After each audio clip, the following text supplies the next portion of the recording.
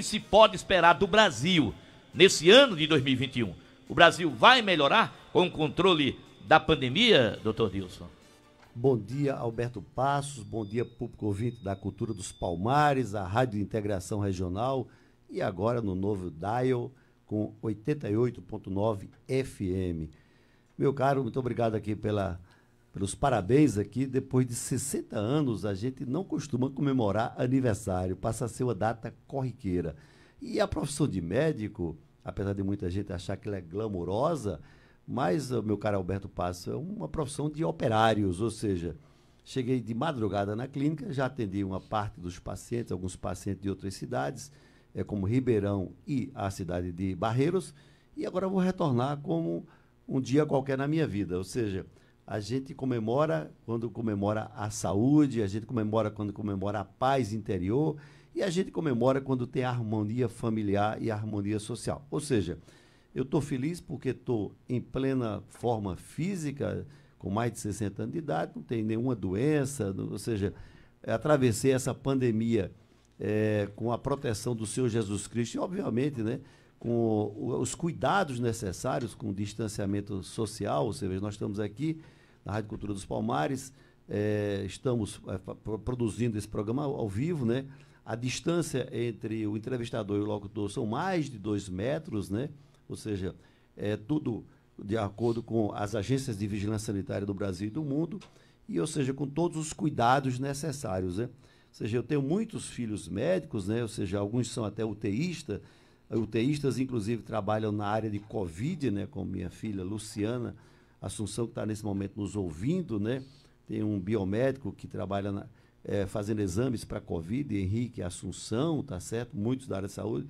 Tem um doutorando em medicina, que é o Guga, né, o Rodrigo, que a gente chama de Guga, Rodrigo Assunção, que está no último ano de medicina, ou seja, dentro de hospitais o tempo todo, e nenhum deles teve doença, né? Tem um genro que é anestesista, que a função dele é fazer intubação desses pacientes de Covid, também não teve, ou seja, nós fomos privilegiados, ou seja, apesar de vivermos em hospitais e tudo mais, mostra se você cumprir a técnica, respeitar a ciência, você, nesse caso, você não vai ter essa doença e dificilmente você terá, tá certo? Nós já temos aqui mais de 7 milhões de pessoas que tiveram a Covid-19 no Brasil, mais de 7 milhões de pessoas, e a última pesquisa que foi feita pelo próprio Ministério da Saúde, com a Universidade de Santa Maria, e a pesquisa também que foi feita pelo governo de São Paulo, federal, o governo estadual de São Paulo, João Dória, e o governo do Covas, na prefeitura, eles queriam saber, por exemplo, se as crianças que estão há mais de 7 meses, as crianças e adolescentes que são da rede pública municipal e estadual, poderiam retornar. E para isso eles fizeram uma pesquisa para ver qual era a quantidade de pessoas que tiveram a doença, mesmo em casa, mesmo respeitando as regras de distanciamento social e tudo mais. E viram que a quantidade de pessoas que contraíram a Covid dentro de casa foi muito grande, uma proporção dos que tiveram diagnóstico positivo, ou seja, que foram após saúde hospitais e tiveram o exame de RT-PCR, o exame sorológico positivo, para os que tiveram a doença sem nenhum sintoma, a proporção é de praticamente 10:1. Isso nos faz imaginar hoje que nós tenhamos já, aqui no Brasil, mais de 70 milhões de pessoas que foram infectadas pela Covid-19 no Brasil aqui, ou seja, 1/3 da população. Então, o que é que a gente imagina que no ano de 2021, neste ano que nós estamos estreando, vai acontecer? O Brasil está um pouco atrasado, ou seja, nós vamos provavelmente começar essa vacinação no mês de fevereiro, porque, primeiro, você precisa para essas vacinas, todas praticamente, todas sem exceção, elas são utilização de via parenteral, ou seja, eu tenho que usar injeção intramuscular. Nós não temos seringas suficientes. E as fábricas que nós tínhamos, principalmente no polo de Manaus, essas fábricas, meu caro amigo, elas estão fabricando para vender a outros países porque há uma grande demanda por esse tipo de insumo. O que é que aconteceu? O que aconteceu é o seguinte, é que como você está exportando seringas de 3 ml principalmente, de 5 ml, o Brasil não tem como comprar. Segundo, os preços estão bem inflacionados. O que aconteceu? Que se começássemos a campanha hoje, vamos precisar de mais ou menos 350 a 400 milhões de seringas, nós não temos nem como produzir em curto prazo e também não adquirimos nenhum estoque estratégico. Ou seja, se a vacina chegar e nós não tivermos a seringa, não vai adiantar absolutamente nada. Uma das coisas importantes é que nós temos um general, não temos nada contra generais, como ministro da Saúde. Mas você pode dizer, mas José Serra é um economista. Eu não tenho nada contra profissões. Se o sujeito é um sujeito que é bem treinado, que ele tem cercado de grandes assessores, eu imagino que qualquer pessoa, qualquer profissão de nível superior pode ser ministro. Concluindo a pergunta aqui, que esse 2021, obviamente, depois de uma grande tempestade, obviamente tem que ter uma bonança, como dizia o ditado popular. Então, a economia do país, que deve cair esse ano mais de 4%, né? A previsão era 9%, vai cair mais de 4%, uma das menores do mundo, né? Na Europa tem país que caiu 12% o produto interno bruto. Então, acho que nas áreas de infraestrutura no país vai ter um investimento maciço e pesado, na área de saúde, obviamente, né? Porque viu-se a necessidade estratégica de ter um grande sistema de saúde na área de mineração, na área de turismo, que praticamente acabou nesse país, tá certo? Principalmente o Nordeste, que é um grande polo turístico do Brasil e do mundo, né? Na área de agricultura e pecuária, que é sempre top 10 de todos os investimentos, principalmente na produção de proteínas animais e soja, nós vamos ter um boom bastante grande, porque a China vai emergir comprando demais, tá? A Europa também e assim por diante. Lembrar que nós precisamos fazer algumas lições de casa. Nenhum país do mundo tem tantas estatais, empresas que o governo constitui com capital próprio, né? Nós precisamos privatizar. Você vê os Estados Unidos, que tem 360 milhões e a maior potência econômica do mundo, acho que até 2028, que 2028 a China deve tomar conta da economia mundial. Então, os Estados Unidos tem 6 estatais, o Brasil tem quase 700.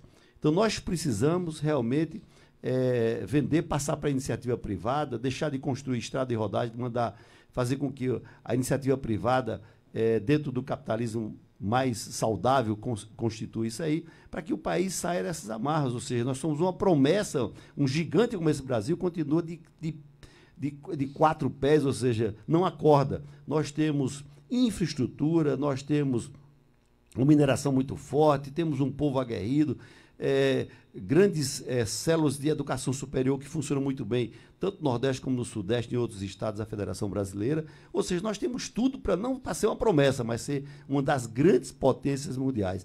E o que é que atrapalha? Uma parte é a classe política. Ou seja, uma parte é a classe política que realmente, quando entra no poder, só quer manter o status quo, ou seja, a população pobre e eles ricos. E a outra parte disso aí é a população que não reage, continua elegendo os mesmos para fazer as mesmas coisas erradas de sempre. Então, esperamos, quem quiser investir, invistam nesses grandes setores que eu acabei de falar, porque vai estar muito bem. A Bolsa de Valores esse ano deve subir entre 15% a 20% acima da inflação, e quem investir vai ganhar um bom dinheiro e vai sair dessa dificuldade que nós estamos passando. Os empresários precisam investir em bolsa de valores para que as bolsas investam nas empresas e para que as empresas deem o que a gente precisa mais. Porque o melhor plano de saúde que você pode ter, o melhor plano que você pode ter é o emprego. Se eu tiver emprego, eu tenho tudo. Ou seja, não tem nada melhor do que o emprego. O emprego é melhor do que Bolsa Família, do que qualquer tipo de ajuda federal, estadual, municipal. Então, o emprego é uma coisa que liberta o cidadão. Doutor Dilson, a grande polêmica desse final de ano foi a festa de Neymar para mais de 500 convidados. Esse episódio não queima sua imagem no Brasil e no mundo? Olha só, cada um vê da ótica que quer ver. Eu vejo um pouco mais profundo, e eu, geralmente, quando eu emito opinião, eu não gosto de opinar o senso comum, feito boiada. Ou seja, essa semana Neymar foi massacrado. Você criaram um monte de fake news e as pessoas reproduzem as mentiras que a mídia cria para ter likes, para ter visibilidade, sem saber se aquilo é verdade ou não. Primeiro, inventaram uma festa onde ele ia lá para Mangaratiba, que fica no Rio de Janeiro, uma festa mais para de 500 convidados, entendeu? A festa não se realizou. E ele fez uma festa em Santa Catarina, onde ele tem um apartamento dos grandes balneários do país, que é em Camboriú, e fez uma festa. Agora, vamos ver o seguinte, essa coisa foi tão importante, saiu no mundo todo, que um grande locutor do SPN, que pertence à Globo, Mauro César, por exemplo, ele esculhambou no programa de Milton Neves, esculhambou Neymar, mas você vê, quando o cara fala daquela maneira, com aquela paixão, quando você fala com paixão, é porque você tem alguma coisa fora o que você está verbalizando. Quando você fala a favor da homofobia, geralmente você tem uma tendência homossexual. Como Freud dizia, poxa vida, as pessoas têm direito a fazer o que querem na vida. Agora, vamos ver o caso do Neymar. Neymar fez uma festa para seus grandes amigos, né? Agora, veja, amigos de infância dele, pobres.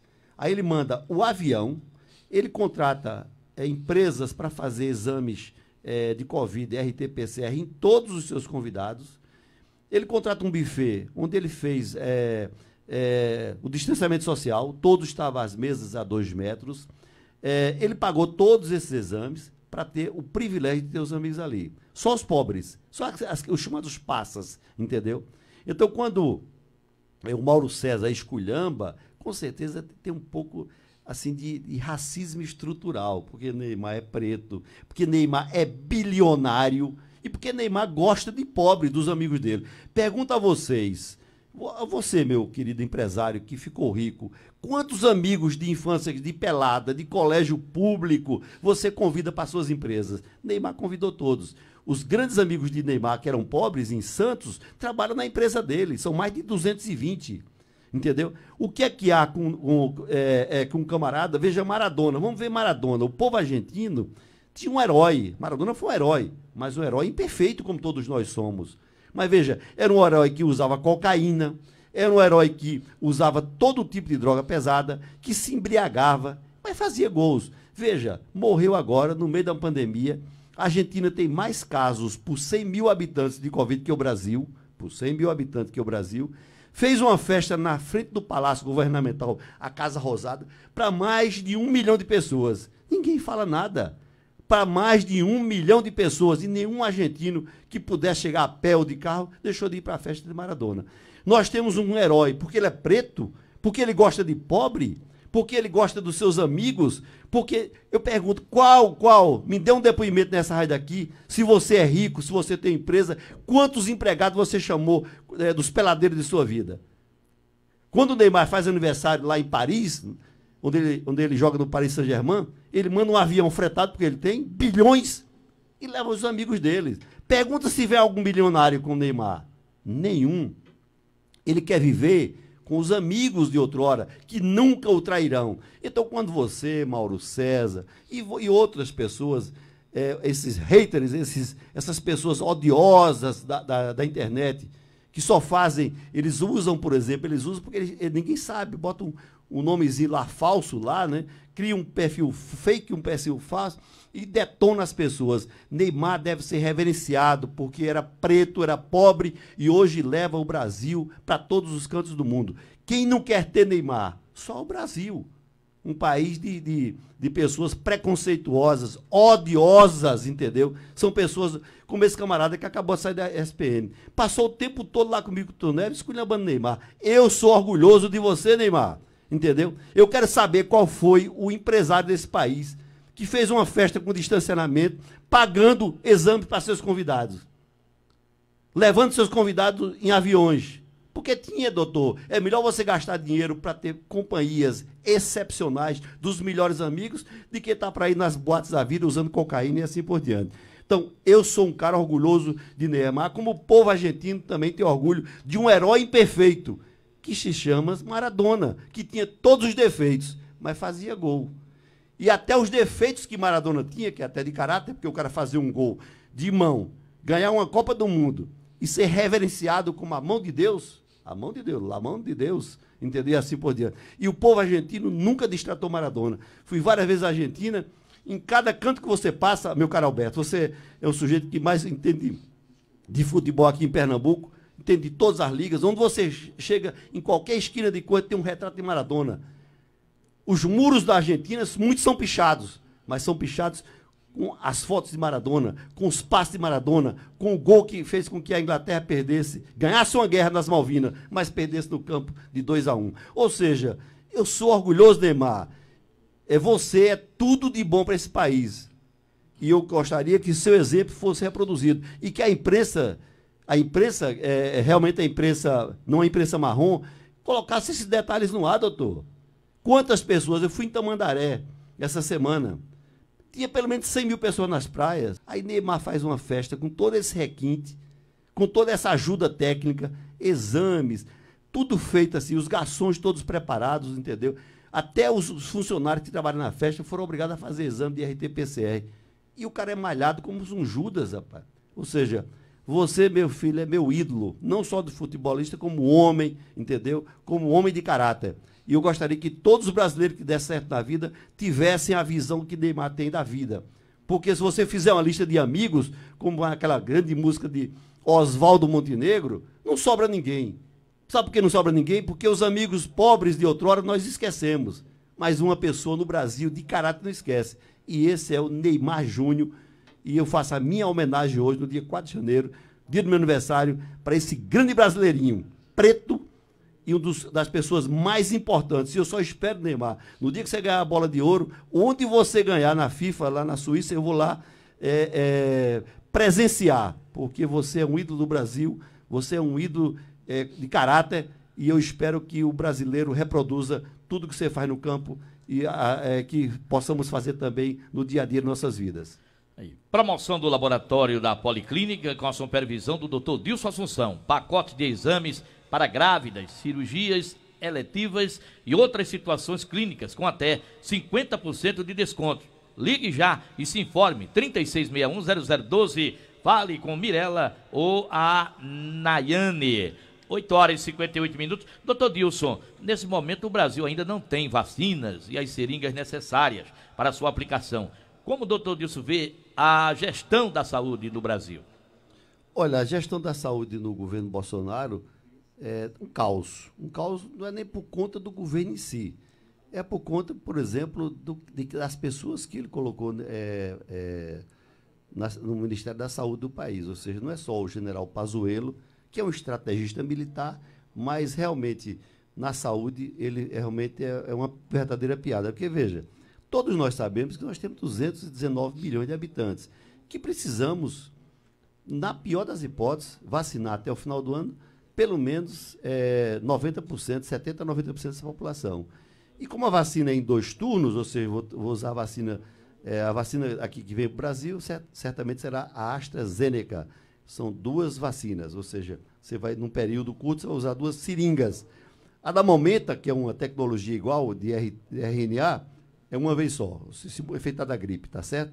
Então, imaginamos, nós vamos precisar de 400 milhões de seringas. Nós não temos seringa até agora. Gente, uma fábrica não vai fazer em um mês toda a seringa que o Brasil precisa. Então, o estrategista Dr. Pazuello, lá, o general, falhou completamente, entendeu? Segunda coisa que é importante, nós poderíamos ter todas as vacinas do mundo todo. Poderíamos comprar, temos dinheiro para comprar a vacina da AstraZeneca, que está sendo já, digamos, usada no mundo todo, Estados Unidos, na Europa, de uma maneira geral, e até alguns países aqui da América Latina, como o Chile e na própria Argentina, tá bom? Nós podíamos usar a da Momenta americana também. Poderíamos usar a Sinovac também, a Sinovac que já está sendo usada, que vai ser produzida aqui pelo Instituto Butantan, que é do governo paulista, né? E já está sendo usada na China. Então, nós temos um leque imenso de vacina. Podíamos usar a Sputnik V, que é a vacina russa também, que já foi aprovada por vários comitês e tem uma eficácia de mais de 90%. Então, a nossa situação é uma das piores possíveis, porque nós ainda vamos ter 2 meses ainda de pico disso aí, ou seja, nós vamos chegar perto do pico da pandemia, que foi entre os meses de abril e julho do ano passado, porque essas aglomerações de final de ano vão desaguar agora, e só vamos reduzir, por exemplo, essa pandemia a partir do segundo trimestre, a partir do mês de abril. Não acredito que vá haver uma queda em 2 meses. É impossível fazer isso aqui, porque você tem que chegar pelo menos a 70% de imunização da população. Ou seja, o rebanho, como se chama, né, popularmente, tem que chegar a 70% para que o vírus, ao entrar em contato com uma pessoa que está imunizada, que tem altas quantidades de anticorpos, esse vírus ele não infecta a pessoa e não prolifere. É o que acontece com o sarampo, você usa uma única vez, com a poliomielite e assim por diante. Então, a nota para o Ministério da Saúde, de 0 a 10, eu daria hoje 4. Doutor Dilson, o ano de 2020 foi um ano perdido para a humanidade em relação à saúde e à economia. Quais as 10 informações certas ou erradas que circularam em 2020 sobre saúde no Brasil? Olha só, nós tivemos, foi um ano realmente perdido, viu, de uma maneira geral. Mas olha, toda vez que você tem um ano assim com tanta dificuldade, de uma maneira geral, muitas coisas também você aproveita. Por exemplo, na área de tecnologia, nessa área de tecnologia, o mundo vai mudar. Não vai mudar só digamos assim, na saúde, vai mudar na educação. Ou seja, definitivamente, tudo que é feito via internet vai ter uma prioridade número 1. Então, o ensino à distância, que é um termo meio errado, viu? Porque, veja, o que é a distância hoje? Você está falando com o seu professor diretamente numa tela de computador. Mas, por exemplo, se você estiver num cursinho hoje com 1.000 pessoas, você não chega nem a ver o professor ali na frente. Segunda coisa que é importante, as aulas feitas, de uma maneira geral, preparadas para a internet, ela tem muito mais conteúdo que um professor normalmente dá na sua sala de aula. Na sala de aula eu tenho dispersão, ou seja, os alunos falam, comentam. Segunda coisa, o que o professor fala, como eu não gravo as aulas dele ali, eu não posso reproduzi-las. Na internet não, eu gravo essas aulas e vou ouvir aquelas aulas e interagir com um sistema de tutoria com todos aqueles professores. Então, o ensino à distância, em alguns campos, por exemplo, como o direito, a sociologia, de uma maneira geral, vai ser fundamental.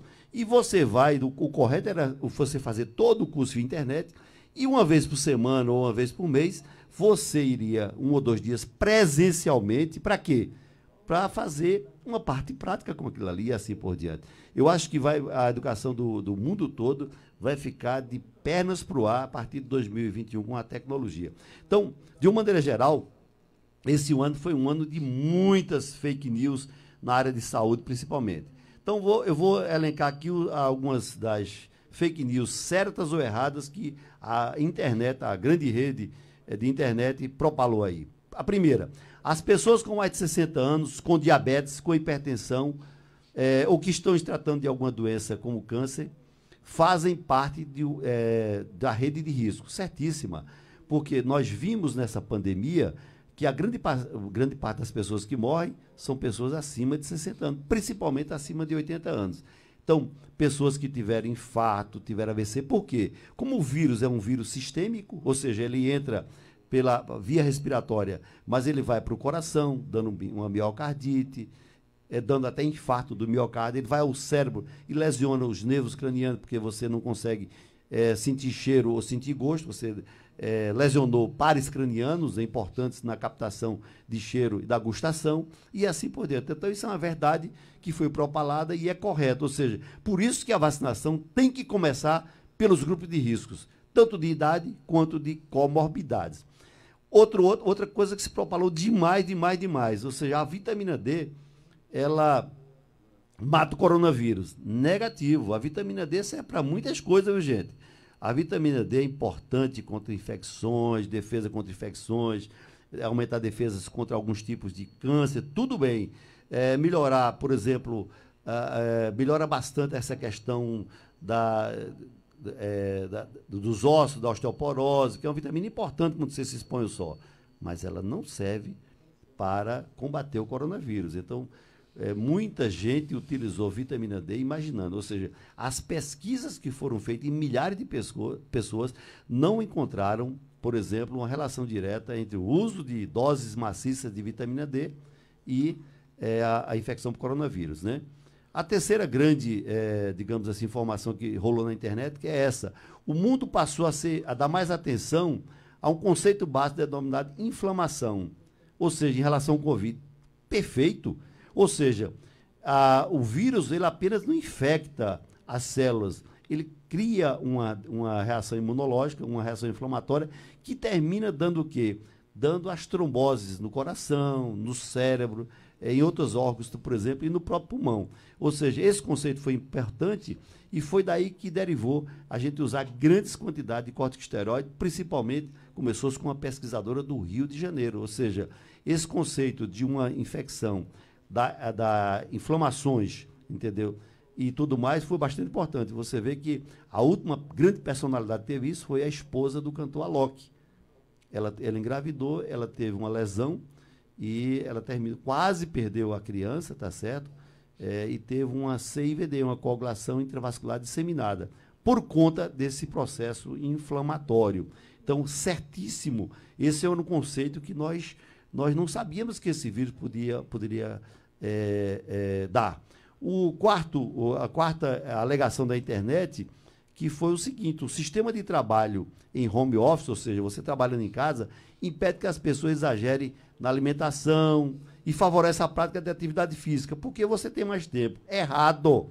Imaginávamos que o camarada que está em casa não precisa ir para o trabalho, ou seja, economizou 2 horas no mínimo para ir. Ele usa essas 2 horas para quê? Para caminhar com o cachorro, para fazer exercício físico, para fazer atividades físicas. Isso não foi verdadeiro, ou seja, o que foi verdadeiro é que as pessoas engordaram, beberam muito, ou seja, em casa, mas produziram muito, ou seja, as empresas em si não estão satisfeitas, porque seus empregados, quem era da área de seguro vendeu seguro, quem era da área bancária, e todo mundo, ou seja, quem da área jurídica produziu mais processo. Os juízes nunca tiveram tanta produtividade, os assessores de juízes. Mas, em compensação, meu filho, o peso e a bebida alcoólica campearam. Então, na verdade, a gente imaginava e defendia o home office por isso, mas em relação à comida, totalmente errado. Olha, o Hiperlab é a maior rede de laboratórios da Mata Sul e Norte de Alagoas, com unidades em Palmares, Água Preta, Cateira e Cupira, Colônia Leopoldina e Novo Lino. Tem a responsabilidade técnica do Dr. Henrique Assunção, com supervisão médica do Dr. Dilson Assunção. Ligue 3661-0012. Doutor Dilson, a última pergunta para encerrar o programa: a questão racial, as políticas de gêneros e os direitos das minorias foram a tônica de 2020. Quais serão as pautas da sociedade em 2021? Olha, essa grande política identitária, né, de gênero, racial, religiosa, por conta da internet, que dá voz a muitas pessoas, tá certo? Mas, como dizia Humberto Eco, dá voz também a imbecis. Então, eu imagino que essas pautas elas vão continuar sendo predominantes na internet nesse próximo ano. Então, ou seja, os embates entre a esquerda e a direita nessas políticas identitárias vai continuar. E, obviamente, como esse ano ele antecede uma grande eleição, quando há eleição a gente fica muito emocional, ou seja, a gente, de uma maneira geral, a gente não raciocina racionalmente. A gente escolhe um candidato e vai defender os preceitos daquele candidato. Então, esse ano vai ser um pré-debate bastante importante entre capitalismo, socialismo, políticas de gênero, políticas identitárias de uma maneira geral, direitos de uma maneira geral, se a internet ela invade a privacidade das pessoas ou não. Então, esse ano vai ser um grande debate. O próximo ano não vai ter debate, o debate vai ser fratricida entre irmãos, entre quem apoia, quem é hegemônico e quem não apoia. O que se sabe hoje, pelas pesquisas, que já, digamos assim, já faz uma previsão de quem vai ser candidato, se é Moro, se é Luciano Huck, se é João Dória, se é Bolsonaro, de uma maneira geral, se não surgir outros candidatos, é que a única coisa certa é que Bolsonaro, mesmo com essa loucura dele, estará no segundo turno. Agora, uma das coisas que chamou a atenção é que quem perde nas simulações atuais, quem perde por menos voto dele é a chapa Luciano Huck e o juiz Sérgio Moro, mostrando que se essa chapa, digamos, entrar de centro-direita, entrar para competir, ela talvez seja viabilidade, porque de todos os grandes candidatos, o que perde mais feio é o governador João Dória. Ou seja, vai ser uma grande... E outra coisa, nós não sabemos se a esquerda vai ter quantos candidatos. Geralmente tem o PSOL, tem o PCO, tem um candidato, e o PT. Nós não sabemos se eles vão se fragmentar, como foi na Prefeitura de São Paulo agora, onde o PSOL chegou até o segundo turno. Mas uma das coisas que a pesquisa identifica é que, mesmo com essa loucura que Bolsonaro faz, diz e propala por aí, os seguidores dele vão terminar colocando no segundo turno. Então, vamos aguardar para ver se vai um de esquerda ou um de centro-direita, mostrando que o mais viável de todo é o pessoal de centro-direita, que talvez se aglutine aí com o centrão e tudo mais, mas a chapa, por exemplo, Moro, Luciano Huck é a mais forte de todas. Aí, chegamos ao final do programa Saúde na Cultura, esse programa hoje especial. Doutor Dilson, muita gente aqui lhe parabenizando aqui pelo Facebook, Leila Oliveira, Maria José Sobral, né? Também a Jandira Portela, Maria Antônia, parabenizando o doutor Dilson pelo seu aniversário, que vai encerrar aí, trazendo a frase da semana. Olha, gente, a vida não é encontrar a si mesmo, não, viu, gente? A vida é criar a si mesmo. Você crie um protótipo de si mesmo, lute por ele, como o Neymar fez. Neymar morava numa favela e Neymar se criou, ou seja, usou o talento que Deus deu para ser grande. E eu fiz a mesma coisa, eu saí de uma simples fazenda do sertão de Pernambuco para ser o médico que sou hoje, ou seja, essa questão de você imaginar que o público, a família, não, você tem que lutar pelos seus princípios e vencer os obstáculos. Tem que criar o cidadão que você é, não deixar que as pessoas lhe influenciem. Um abraço a vocês, se Deus permitir, eu, Alberto Passo, estaremos de volta na próxima semana aqui na Saúde na Cultura.